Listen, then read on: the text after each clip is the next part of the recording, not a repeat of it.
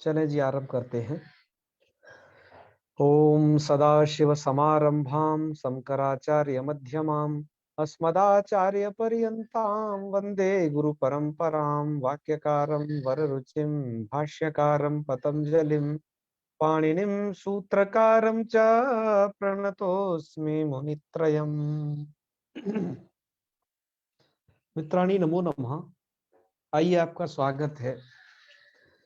मित्रों, आज हम पढ़ने जा रहे हैं तत्पुरुष समास के विषय में पूरा। हमने अभी एक टेस्ट आयोजित किया था जिसमें हमने 2 भागों में 20-20 प्रश्न पूछे थे।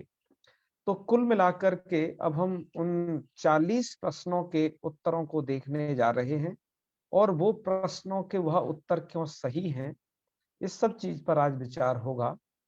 तो आइए सबसे पहले देखते हैं परीक्षण नंबर प्रथम को। मित्रों, इसमें हमने 20 प्रश्न पूछे हैं। ये प्रथम परीक्षण है इस तत्पुरुष का। तो जैसे आप देखते जाइए, प्रारंभ से ही लघु सिद्धांत कौमुदी के अनुसार ये परीक्षण लिया गया था। तो ये है कर्मधारयस्य भेदो अस्ति, कर्मधारय का भेद है। तो ये निसंदेह है, कर्मधारय का भेद है द्विगु, ये सभी आप जानते हैं। तो कर्मधारय का भेद क्या है? द्विगु, तत्पुरुष नहीं है। ठीक है? क्यों? तत्पुरुष का तो खुद ही भेद कर्मधारय है। इसको आप अंतर समझेंगे। तत्पुरुष का तो खुद ही एक भेद कर्मधारय है। अतः यहाँ से इस प्रश्न को करने में थोड़ा सा समस्या हुई है, लेकिन इसको थोड़ा सा बुद्धि और लड़ाते कोई दिक्कत नहीं आती। चलिए, फिर अगला प्रश्न है आपका, ग्रामगतः इत्यत्र कः समासः। ग्रामगतः में समास क्या है? तो आप ये जानते हैं, सूत्र है द्वितीया श्रतातीत गतात्यस्त प्राप्तापन्न ही। इस सूत्र के द्वारा वहां पर गतः शब्द आया है, अतः इसमें द्वितीय तत्पुरुष समास है। आप सभी लोगों ने यही लगाया है, बढ़िया है, अच्छे तरीके से आपने इसे दिया है। आगे चलते हैं। अग्रिम प्रश्न है, नखैर निर्भिन्ना इत्यत्र केन समासः। सूत्र पूछा गया है, नखैर निर्भिन्ना इत्यत्र केन समासः। तो यहाँ पर ये कर्तृकरणे कृता बहुलम द्वारा समास का विधान हुआ है, न कि तृतीया तत्कृतार्थे न गुणवचने न। क्योंकि 5 लोग भैया इधर भी लगा गए हैं, जो कि सही उत्तर नहीं था। आप देखना चाहें तो हमने लघु सिद्धांत कौमुदी को भी यहाँ बगल में रखा है, जिससे आप देख सकते हैं। कर्तृकरणे कृता बहुलम ये सूत्र है। इस सूत्र के द्वारा कर्तृकरणे च तृतीया, कर्ता और कर्ण में जो तृतीया होती है उसका कृदंते न बहुलम प्रागवत, कृदंत के साथ बहुलता से समास विधान किया गया है। तो जैसे हरिणा त्राता बनता है, नखैर भिन्ना बनता है, तो भिन्ना के आगे यहाँ पर निर उपसर्ग लगा दिया, निरप्रादि का प्रयोग कर दिया, तो जिससे निर्भिन्ना बन गया। अब यहाँ पर कृत ग्रहणे गति कारक पूर्वस्यापि ग्रहणम, इस परिभाषा की सहायता से कि कृत के ग्रहण में गति और कारक पूर्व का भी ग्रहण हो जाता है। इसलिए जैसे नखैर भिन्ना में समास होता है, तो निर्पूर्वक नख निर्भिन्ना में भी समास हो जाता है। यहाँ पर कृदंत शब्द है भिन्न, इसलिए कर्ण में तृतीया है, इसलिए कर्तृकरणे कृता बहुलम सूत्र द्वारा ये बहुलम प्रागवत होता है, अर्थात समास होता है इस कर्तृकरणे कृता बहुलम के द्वारा। आप इसे जान ही गए होंगे। अब आइए तो अब आगे चर्चा कर लेते हैं। अग्रिम आपका जो प्रश्न है वो यही है कि एतेषु केन सूत्रेण सह नित्यम समासः विधीयते, अर्थात नित्य समास विधानम क्रियते। इनमें से कौन सा सूत्र है वो, ये आपको बताना है। तो इसका उत्तर है तृतीया तत्कृतार्थेन गुणवचनेन नहीं। चतुर्थी तदर्थार्थ बलहित सुख रक्षित।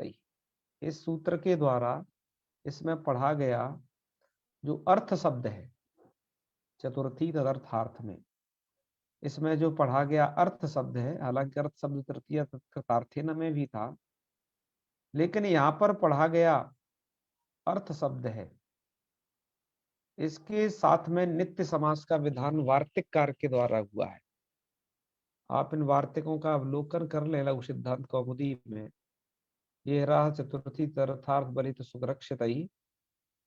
यहाँ पर एक बात दी कि अर्थ शब्द के साथ जब समास करोगे तो अर्थेन समासो विशेष लिंगता चेति वक्तव्य। अर्थ शब्द के साथ समास करने पर वो समास नित्य होगा और विशेषानुसारी लिंग होगा, तो ये नित्य समास कहा जाता है। इसी बात को पूछना चाहा है। आप लोगों में से काफी सारे लोगों ने सही उत्तर इसका दिया है, अतः आपने इसका सही उत्तर दिया है चतुर्थी अर्थात फलित सुरक्षित, क्योंकि एकदम सही है। कुछ लोग अर्थम नपुंसकम भी लगा गए हैं। मित्रों, ऐसा कोई सूत्र नहीं है, ये सूत्र तो हमने ऐसे ही बना दिया था बस आपके लिए। चलो अब आगे देखो, अग्रिम है आपका गोरक्षितम अत्र केन समासा। तो यहाँ पर भी चतुर्थी तदर्थार्थ बलित सुरक्षित ही, इसके कारण समास विधान है और ये समास आपका कहलाएगा चतुर्थी समास। ठीक है, आइए अब आगे चर्चा कर लेते हैं। युपदारु इत्यत्र का प्रकृति का विकृति। ये पूरा प्रश्न ये है, युपदारु अत्र का प्रकृति का विकृति। तो इसके लिए कहना है कि यूप प्रकृति दारू विकृति नहीं, दारू विकृति यूप प्रकृति ये भी नहीं, दारू प्रकृति यूप विकृति। तो दारू है प्रकृति, दारू माने लकड़ी, लकड़ी प्रकृति है और उससे बना हुआ जो स्तंभ है, यूप यानी कि स्तंभ रखो या खूंटा रखो, तो ये है विकृति, क्योंकि लकड़ी से बनता है स्तंभ। तो दारू प्रकृति यूप विकृति, ये इसका सही उत्तर है। ठीक है, आइए अब आगे चर्चा करते हैं। ऐसे ही अब आगे दिया है अर्ध पिप्पली इत्यत्र कः समासः। अर्ध पिप्पली में कौन सा समास है? सबको पता है कि ये एक देशी समास है। ठीक है, किसके द्वारा ये विधान होता है? तो वो विधान आप देख लीजिएगा, एक देशी समास का विधान लघु सिद्धांत कौमुदी में किया गया है और ये है आपका, दो सूत्र हैं यहाँ पर। एक तो पूर्व परावर दक्षिणोत्तर मेक देशेकाधिकरणे ये सूत्र है, दूसरा है आपका अर्धम नपुंसकम समान सवाची अर्थ शब्दों नित्यम सा प्रागवत, पहले की तरह हो जाए अर्धम पिप्पल्या अर्ध पिप्पली। तो ये दोनों सूत्र हैं, ये एक देशी समास के भीतर आते हैं, जिसको हम लोग सिद्धांत कौमुदी में आपको खूब भैया पढ़ाती है। आइए फिर अब अगली चर्चा देखिए। अगली चर्चा है कि स्तोकान मुक्त अत्र पंचम्य आलोक्येन। स्तोकान मुक्त हमें पंचमी का लोक किस सूत्र के द्वारा हुआ है, ये पूछा है। तो पंचमी का लोक हुआ है वस्तुतः पंचम्या स्तोकादिभ्य सूत्र के द्वारा, न कि स्तोकांतिक दूरार्थ कृच्छ्राणी कितेना। इसके द्वारा तो मित्रों समास विधान होता है। हम पूछ रहे हैं अलुक, तो पंचम्या स्तोकादिभ्य इसके द्वारा अलुक होता है। ठीक है, चलिए आगे पढ़ते हैं। आगे पूछा है शौंडादि गणे अस्य शब्दस्य पाठा नास्ति। सौंडादि गण में ये शब्द नहीं पढ़ा गया है। तो सौंडादि गण आकृति गण तो है नहीं, बहुत ही सीमित है, तो इसलिए शौंडादि गण में जिसका पाठ नहीं है वो है कृत शब्द। आप में से 6 लोगों ने सही उत्तर भी दे दिया है, अच्छी बात है। कृत शब्द नहीं है बस उसमें सौंडादि गण। और धूर्त पंडित निपुण, ये तो बड़ी प्रसिद्ध शब्द है जो उसमें पढ़े गए। चलिए आगे है कि योग विभाग इत्यत्र व्याकरण संदर्भे अयम अर्थो भवति। योग विभाग का अर्थ क्या है वस्तुतः? व्याकरण के संदर्भ में योग विभाग का मतलब होता है सूत्र विभाग। ये बिल्कुल सही उत्तर है, आप 6 लोगों ने जो दिया है। बाकी न वार्तिक विभाग, एक तो भैया प्राणायाम विभाग वाले भी हैं इसमें है। चलिए, छोटी मोटी गलती हो जाती है। आइए अब आगे देखते हैं। वैसे पूरे स्क्रीन पे ले लेते हैं प्रश्नों को। अब सही रहेगा।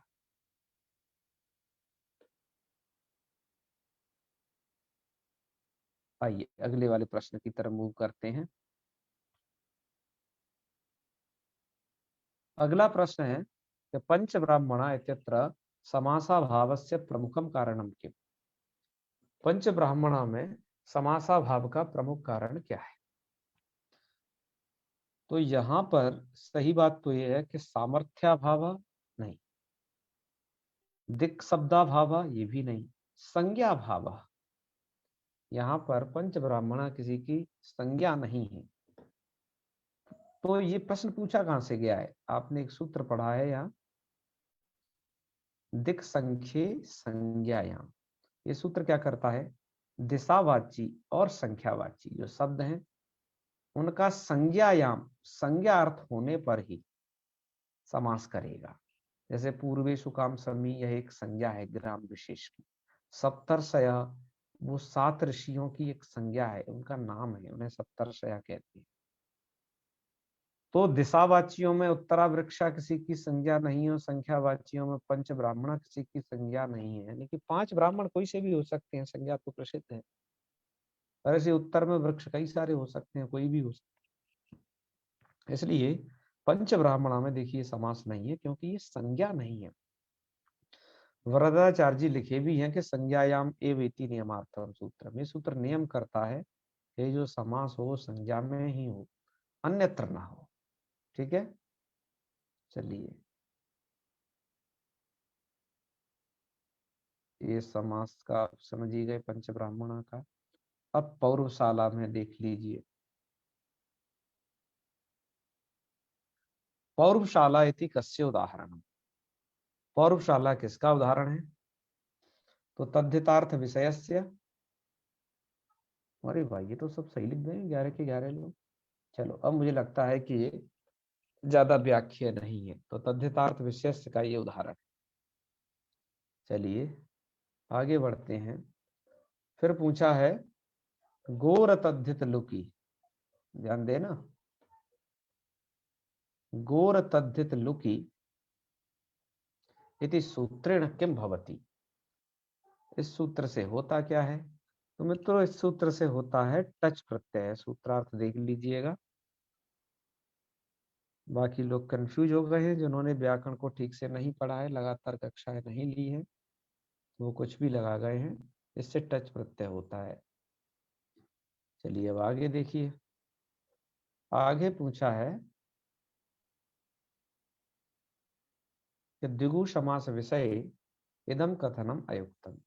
द्विगु समास के विषय में ये कथन ठीक नहीं। कौन सा? कहा कि द्विग्वर्थ समारह एकवत भवति। ये तो बिल्कुल सही है। समाहारे द्विगु नपुंसकम भवति, ये भी बिल्कुल सही है। तद्धितार्थे इत्युक्तस्त्रिविधः संख्या पूर्वो द्विगु संज्ञा भवति, ये भी बिल्कुल सही है। और संख्या पूर्वो द्विगु संज्ञो भवति, संख्या पूर्व कोई भी समास द्विगु होता है, बस यही गलत है क्योंकि संख्या पूर्व द्विगु में ही नहीं है, बल्कि और समासों के विषय में भी संख्या पूर्व में आती है। अतः भैया ये कोई एक महानुभाव है जिन्होंने सही उत्तर दिया है, बाकी तो जो है गलत उत्तर लगा गए हैं। ध्यान ये रखना था, यहाँ अयुक्तम हम पूछे, ठीक है, और ये युक्तम बता गए हैं कुछ लोग, इसलिए कुछ ये गड़बड़ हुई है। चलो आगे बढ़े अब। अरे भैया कहाँ हो गए? चलो अब आगे पूछा है भेदकम इत्यस्य को अर्थ, यही तो है ना, हाँ यही है। कहा कि भेदकम इत्यस्य को अर्थ, तो इसका देखिए उत्तर है भेदकम माने विशेषणम। 8 लोगों ने बिल्कुल सही उत्तर दिया है, बढ़िया अच्छी बात है। अगला प्रश्न देखिए, येषु उपमान पूर्व पद का समासा का उपमान पूर्व पद वाला समास कौन है? तो घन एवं श्यामा घन श्यामा, यही उपमान पूर्व पद है। ठीक है। चलो 8 लोगों ने यहाँ भी सही उत्तर दिया है। रामो जामदग्न्यः इत्यत्र समासाभावस्य किम कारणम? यहाँ पर समासाभाव का कारण पूछा है, रामो जामदग्न्यः में क्या है? तो यहाँ पर बहुलक ग्रहण कारण है। बहुलक ग्रहणात् क्वचिन्नेह रामो जामदग्न्यः, ये लघु सिद्धांत कौमुदी में पंक्ति आई हुई है, आप इस पंक्ति को देख भी लीजिए सद्य। यहाँ पर आप पढ़ेंगे कि विशेषणम विशेषण बहुलम में बहुल पद का ग्रहण किया गया है। बहुल ग्रहण से कहीं कहीं ये नित्य हो जाता है समास, जैसे कृष्ण सर्प, क्वचित ना कहीं कहीं बिल्कुल नहीं होता है, जैसे रामो जामदग्न्यः में कोई समास नहीं होता। ठीक है, तो ये बात है भैया, आप इसे समझ गए होंगे। अब आइए आगे फिर चलते हैं। देव ब्राह्मण इत्यत्र का समास, मध्यम पदलोपी समास। उन्होंने शाक भोजी ब्राह्मण तो दिया है, लेकिन देव ब्राह्मण ये हमने उसके शाक पार्थवादी आकृति गण है तो वहां से उठा करके दे दिया है। चलो, इसका मध्यम पदलोपी सही उत्तर है। अब्राह्मण इत्यत्र न न नयः नकार लोपः केन सूत्रेण भवति, इसका सही उत्तर है न लोपो नयः से होता है। ठीक है, चलो आगे बढ़ते हैं। और भैया तस्य लोपा भी कोई लगा गया है उसमें। नई कथा इत्यत्र कः समास, नई कथा में क्या समास है? तो नई कथा में लोग नए लगा गए हैं, क्योंकि ये ढंग से देखे ही नहीं है। सुप सुपा समास है जिसे कहते हैं केवल समास। आप इस पंक्ति को यदि दृष्टिगोचर कर लिए होते, मूल में ही लिखी है, यहाँ देखिए मूल में साफ साफ पंक्ति लिखी है तस्मान् नुडचि सूत्र के नीचे कि नई कथा इत्यादौ तु न शब्देन सह सुप सुपेति समासा, सुप सुपा समास कहते हैं उसको, जहाँ केवल समास हुआ है।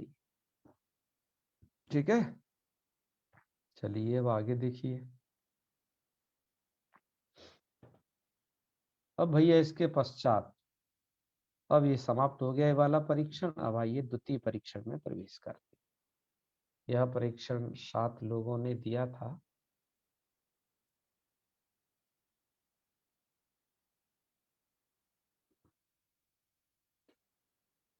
चलो, मुझे लगता है कि ये ऑफलाइन वाला कौन सा है इसमें? आप ऑफलाइन कॉपी देख रहे हैं? अच्छा, ये ऑफलाइन ही है, ठीक है।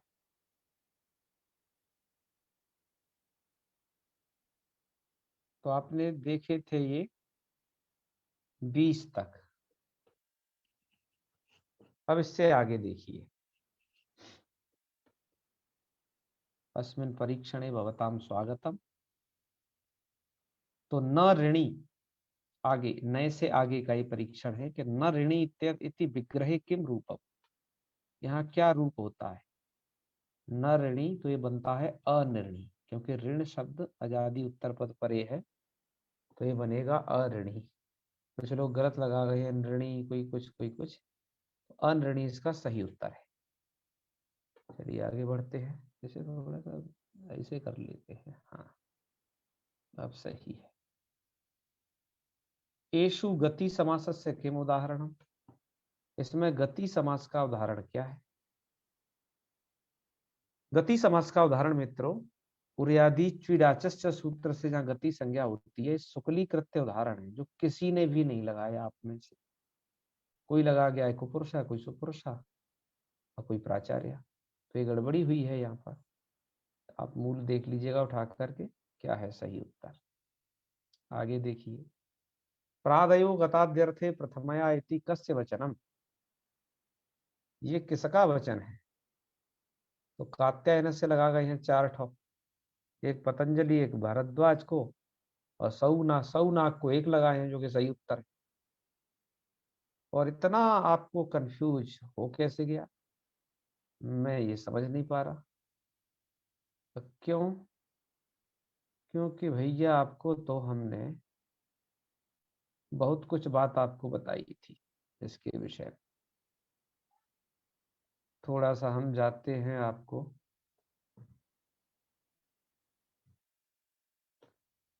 ये तो भैया सेटिंग है, आपके लिए जाना पड़ेगा हमें जहां हमने स्लाइड सुरक्षित की है, क्योंकि सौनाग वार्तिकम को लेकर के तो यहाँ से देखते जाइए आप। सौनाग वार्तिकम है आपकी प्रादयो गताद्यर्थे प्रथमया, अत्यादय क्रांताद्यर्थे द्वितीयया। ये सभी सौनाग प्रणीत वार्तिक हैं। इस बात को हमने पढ़ाते समय भी बड़े तरीके से कहा था, तो आपको ये विस्मरण नहीं होना चाहिए था।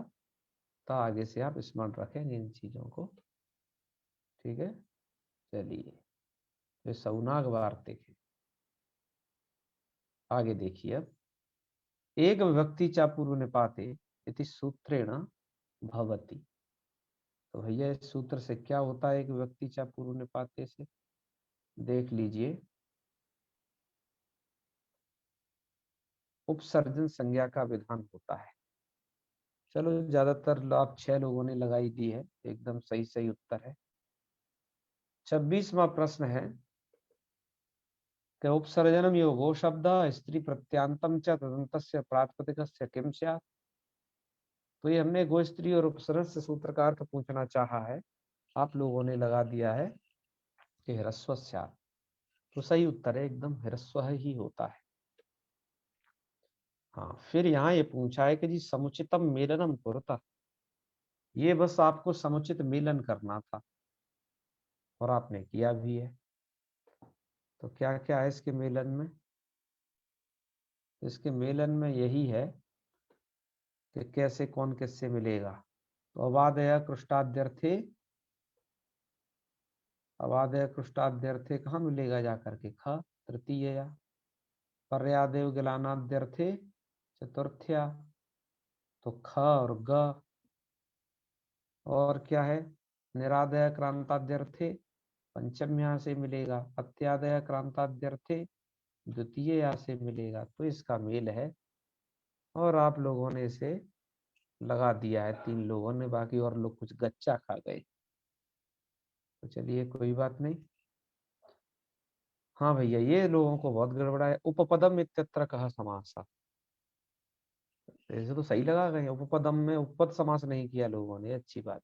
प्रादि समासा लगाया है, बिल्कुल सही, ये बढ़िया किया है। फिर पूछा है कि कुंभम करोति इत्यत्र उपपद संज्ञा कस्य भवति। तो इसका उत्तर है कि कुंभम करोति में कुंभम की होती है। ये भी सही लगाया है भैया, इधर ज्यादा गलती नहीं कर रहे हैं। चलिए, सुबुत्पत्ते है प्राग अयम समासो न भवति। तो प्रादीनाम कृदभी सा, है ना?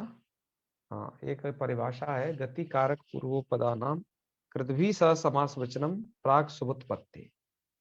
तो सुबुत्पत्ति से पहले कुछ समास विधान किए गए थे, जैसे वो गति संज्ञकों का गति कारक कृदभी सा समास वचनम, तो गति और कारक और उपपदों का समास विधान किया गया था सुबुत्पत्ति से पहले, और किसी का नहीं होगा। तो प्रादीनाम कृदभी सा जो समास है वो सुबुत्पत्ति के बाद होगा, ये बात है।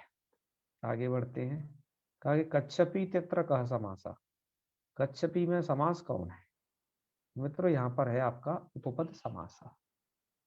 ठीक है, 4 लोगों ने सही उत्तर दे दिया है, इसी के परसेंटेज ज्यादा है। फिर पूछा है तत्पुरुषस्यांगुले संख्याव्यादे यदि सूत्रेण किम भवति।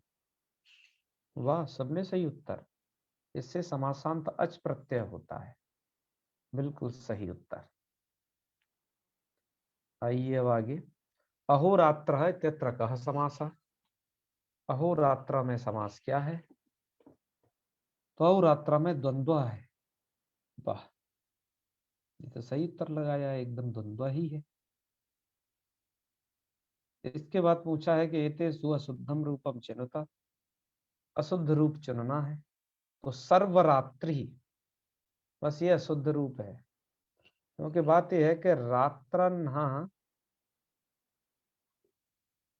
पुंसी, इस सूत्र के द्वारा देखो क्यों ये है, आपको इसके लिए कुछ नियम यहां देखने होंगे। यहां पर आपको बताते हैं कुछ नियमों को। रात्रान्ना पुंसी, इस सूत्र के द्वारा रात्रि अंत वाले जो शब्द हैं वो पुल्लिंग में प्रयोग होते हैं, इसलिए सर्वरात्र सही है, सर्वरात्र ही गलत हो जाएगा, और हम गलत ही पूछ रहे हैं। द्विरात्रम सही है, त्रिरात्रम ये भी सही है। क्यों? ये रात्र शब्द भले ही अंत में है, फिर भी रात्रा नहापुंसी यहाँ पर इसलिए नहीं लगेगा क्योंकि वार्तिक उसका वाद करता है सूत्र का कि संख्या पूर्वम रात्रम क्लीबम, यदि संख्या पूर्व में है तो ये क्लीब में होते हैं, इसलिए द्विरात्रम क्लीब में सही है, त्रिरात्रम क्लीब में सही है। आप इसे द्विरात्रि त्रिरात्रि नहीं कर सकते हैं। और संख्यात रात्र तो ऐसे ही सही है? क्योंकि रात्रम तेरो सर्वरात्र संख्यात रात्र ये सब बनेंगे, क्योंकि यहाँ पर अह सर्वैक देश संख्यात पुण्याच रात्र इस सूत्र के द्वारा अच भी हो गया है रात्रि शब्द से, इसलिए रात्र बना है सर्वरात्र में भी और संख्यात रात्र में भी। अब भैया यही स्थिति यहाँ पर है, आ जाओ, यही सब कहानी यहाँ पर आपके। हाँ भैया, यहाँ पर आपके थोड़ा बड़े हो जाओ, सबको दिखाई दे। अशुद्धम चिनुता कहा था, तो पुण्य रात्र ठीक है, त्रिरात्रम ये ठीक है, संख्यात रात्र ठीक है, तो सर्वरात्रि गलत हो जाएगा, है ना, क्योंकि वो बनेगा रात्र नपुंसी नियम से सर्वरात्र। हाँ, चलो भैया आगे चलते हैं। परम राजा इत्यत्र कह समासा, परम राजा में समास क्या होगा, ये पूछा है। तो परम राजा में कह समासांत, समास नहीं भैया, समासांत पूछे। तो परम राजा में समासांत क्या है, तो बता रहे हैं कि यहाँ टच प्रत्यय हुआ है ना, राजा सखिव्य टच, टच प्रत्यय है इसमें। महाराजा केन सूत्रेण समासः, तो मित्रों यहाँ पर सूत्र है ये, सन महत परमोत्तमोत्कृष्टाः पूज्यमान है। राजा सखिव्य टच नहीं है भैया, वो तो टच करता है। और आन महत समानाधिकरण जाती है वो सूत्र, ये याद तो करता है, यहाँ पर समास नहीं करते हैं पर ये, ठीक है। आइए अगले प्रश्न की तरफ बढ़ते हैं। एतेषु अशुद्धम चिनुता, इनमें अशुद्ध कौन है, तो यहाँ पर अशुद्ध है द्विविंशति या द्वाविंशति, यही अशुद्ध है। क्यों? द्वि शब्द को आत्व द्वेष्टना संख्यायाम अवहब्री असित्यो हो, इसके द्वारा जो आत्व विधान है वो चत्वारिंशत प्रवृत्तौ सर्वेषाम, इस नियम से वैकल्पिक जो होता है वो चत्वारिंशत से आगे होता है, उससे पूर्व नहीं होता है, ठीक है। तो जिसके चलते द्वाविंशति ही ये जो है गलत है, और द्विचत्वारिंशत द्वाचत्वारिंशत ये बिल्कुल सही है, आपको अशुद्ध ही चुनना है। अगर दोनों बनते हैं, द्विष्ठी द्वाष्ठी भी बनता है, क्योंकि आत्म तो जो है द्विशब्द को वहां वैकल्पिक है चत्वारिंशत से आगे, और त्रिशब्द को त्रयादेश भी उससे आगे वैकल्पिक है, इसलिए त्रैश चत्वारिंशत त्रिचत्वारिंशत ये दोनों भी सही है। इसलिए द्विविंशति द्वाविंशति ये दोनों एक साथ बनाना गलत है, ठीक है ना। हाँ, द्वाविंशति आप कहिएगा, ये बिल्कुल सही है। तो इसे तेसु अशुद्धम जो आपने चुन लिया। चलिए मित्रों, फिर है परवल लिंगम द्वंद्व तत्पुरुषयो हो, मतलब सूत्र पूछा है तो लोग लगा गए हैं द्वंद्व तत्पुरुषयो, कुछ तत्पुरुष बहुप्रिय लगा गए हैं एक लोग। चलिए, आपन्न जीविका इत्यत्र कः समासः? तो यहाँ पर होता है मित्रों द्वितीया समास, आपन्न जीविका। और प्राप्तापन्ने द्वितीया च सूत्र है समास विधायक, उससे ये हुआ है द्वितीया समास। इसके बाद निष्कौशाम्बी इत्यत्र हिरस्वः केन सूत्रेण? निष्कौशाम्बी में जो हिरस्व है वो किस सूत्र के द्वारा हुआ है?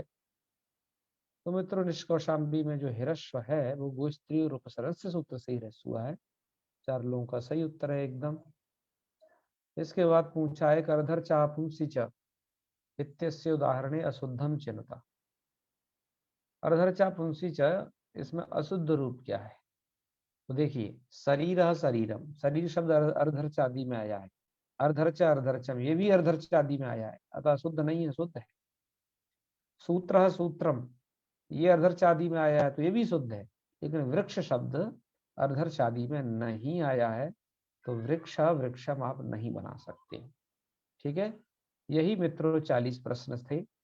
अर्धर्च आदि का थोड़ा सा निर्देश आपके इन्होंने लघु सिद्धांत अंबिकार ने कर दिया है। हमने केवल उसी के आधार पर ये प्रश्न पूछ लिया था।